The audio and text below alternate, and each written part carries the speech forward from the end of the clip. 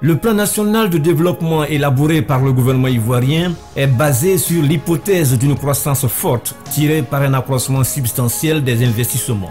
L'importance des flux des investissements est généralement en fonction de l'attractivité des avantages concédés aux investisseurs par les pouvoirs publics. C'est dans cette optique que s'inscrit le nouveau Code des investissements issu d'une ordonnance signée le 7 juin 2012 par le président de la République. Ce code fixe les conditions et règles générales applicables aux investissements directs nationaux et étrangers réalisés en Côte d'Ivoire.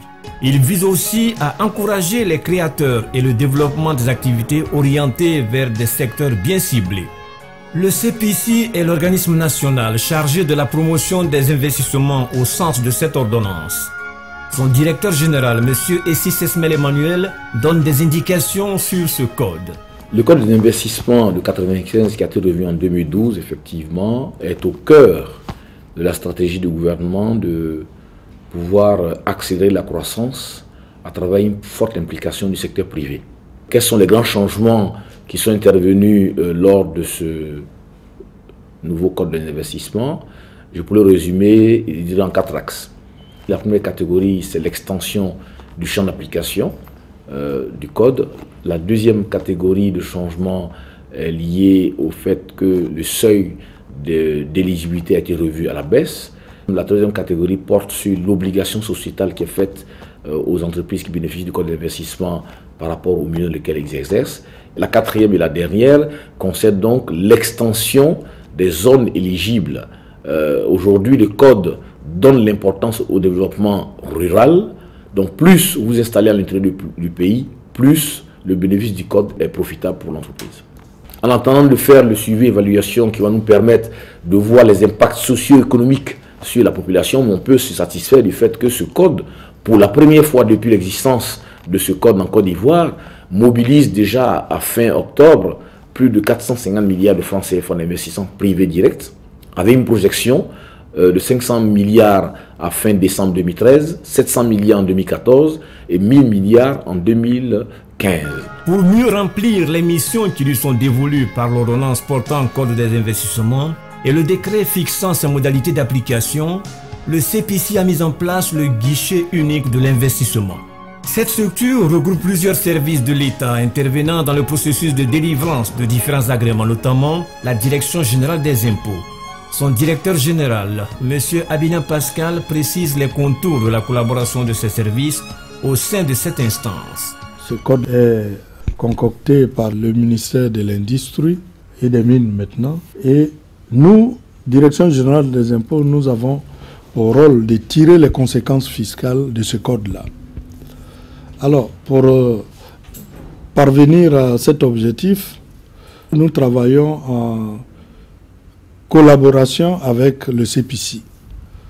C'est ainsi que, toujours sur le site du CPC, nous avons un agent qui est spécialement dédié aux travaux de la mise en œuvre du Code des investissements pour arriver à l'agrément à l'investissement.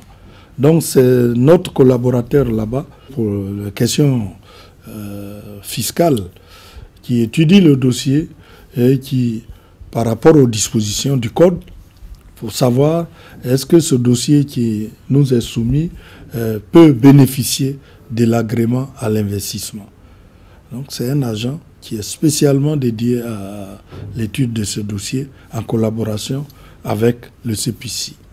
Lorsque notre agent a donné son avis favorable par rapport aux dispositions du Code des investissements, le dossier passe à l'agrément à l'investissement et à toute la procédure qui est suivie par le directeur des opérations d'assiette dont dépend cet agent. Et si le dossier devrait monter jusqu'à mon niveau, il monte à mon niveau et nous signons un dossier pour que l'entreprise qui a sollicité cet agrément à l'investissement soit agréée, pour ne pas faire un jeu de mots. Donc voilà, c'est une procédure simple. Avec la collaboration du CPC, les choses marchent très bien maintenant.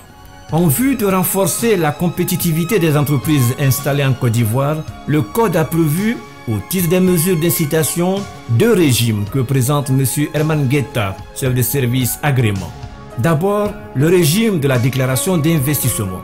Concernant le régime de déclaration d'investissement, la déclaration d'investissement s'applique principalement aux petits investissements en création d'activités. Par conséquent, il n'y a pas de seuil minimum d'investissement. Une liste de plus d'une centaine d'activités de différents secteurs sont éligibles à ce régime, à l'exception des secteurs du bâtiment à usage non industriel, du commerce, des services bancaires et financiers. Les exonérations fiscales sont partielles ou totales et concernent la contribution employeur, la patente, le BIC et l'impôt foncier.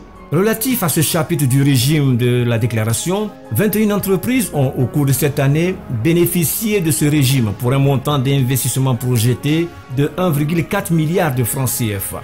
Deuxième régime, celui de l'agrément à l'investissement. Le régime d'agrément à l'investissement s'applique principalement aux investissements en création ou en développement d'activités. Le seuil minimum d'investissement est de 200 millions de francs CFA.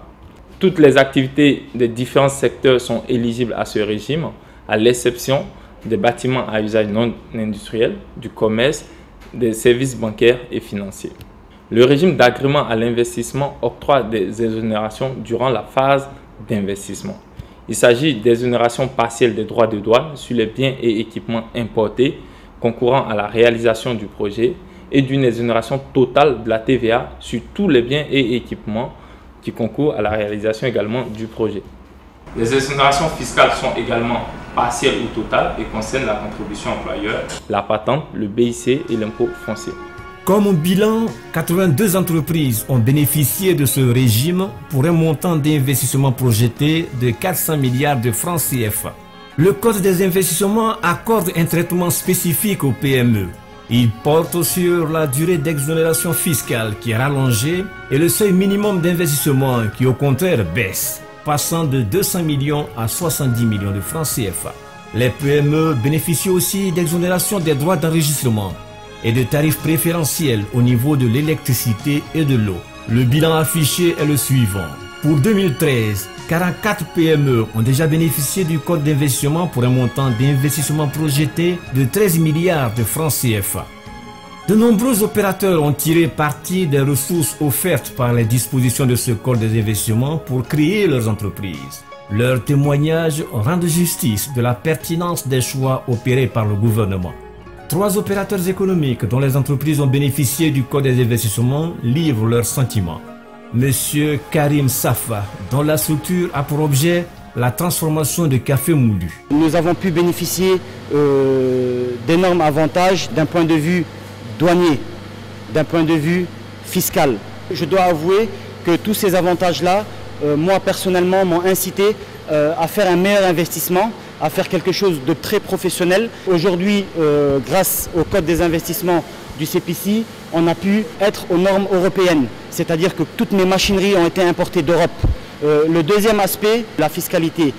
Aujourd'hui, nous bénéficions sur une période de 5 ans d'avantages fiscaux tels que les impôts sur les bénéfices, les patentes. Donc tous ces aspects-là ont fait qu'on a été vraiment séduits par ce code-là et on a trouvé ça vraiment très encourageant pour nous qui sommes de nouveaux, de jeunes entrepreneurs et qui avons vraiment une volonté de s'investir dans ce pays qui est la Côte d'Ivoire et auquel nous sommes très très reconnaissants. Autre opérateur, M.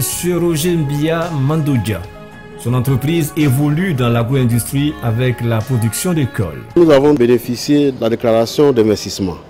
Nous avons bénéficié donc d'une exonération et donc décroissante d'impôts sur 5 ans. Alors, sur les 2 premières années, nous bénéficions donc d'une exonération totale, et aussi bien du BIC que de la patente. Et les 3 dernières années, vous payez donc 50%, par la suite 25%. Et cela vous permet non seulement d'envisager votre installation et votre croissance avec beaucoup de facilité. Ça nous a énormément aidé. Nous sommes à la 4e année et nous payons sereinement nos impôts parce que nous avons pu bénéficier de cet élan, de ce petit coup de pouce que l'État accorde donc aux sociétés qui s'installent normalement, selon les normes. Azaguié, ville située à une trentaine de kilomètres d'Abidjan, connue entre autres pour sa célèbre culture des fleurs. Dans cette localité se trouve une usine de transformation du caoutchouc naturel. Son directeur général, M. Ouattara Issa. Ce code nous a permis d'avoir des entrées faciles. Honnêtement, quand tu t'adresses à un ministère ou à un département du ministère, quand ils voient que soit tu es en procédure d'obtention du code ou soit tu as le code, déjà ils t'ouvrent les portes, ils voient que c'est sérieux. Donc c'est le sérieux déjà de l'investissement quand on a le code et c'est surtout des économies de coûts. Parce que seulement aux imports, on a pratiquement bénéficié de plus de 20 à 30% de réduction sur nos taxes. Et surtout, souvent, la TVA, on n'a même pas payé la TVA sur les imports, c'est quelque chose de très extraordinaire. Pour une entreprise de cette envergure, si on n'a pas le code, on ne peut pas s'en sortir. C'est-à-dire parce que les imprévus dans ce cas de figure-là sont très très élevés. Et il n'y a que le code pour amortir les imprévus. Et je peux vous assurer que nous avons tout fait. Et on n'attend même pas d'avoir le code. Dès qu'on a déjà l'aval du gouvernement à travers le CPC, on peut déjà faire des admissions temporaires. Ça veut dire que ça ne vous retarde même pas dans vos expéditions et dans vos importations. Donc ça, c'est un aspect non négligeable. On nous a donné 24 mois pour nous installer et on l'a fait en moins de 14 mois. Donc c'est déjà quelque chose de bien. Insuffler une dynamique nouvelle dans le renforcement du tissu économique ivoirien afin de se donner les outils pour réussir l'émergence en 2020, tel est le cap du nouveau code des investissements.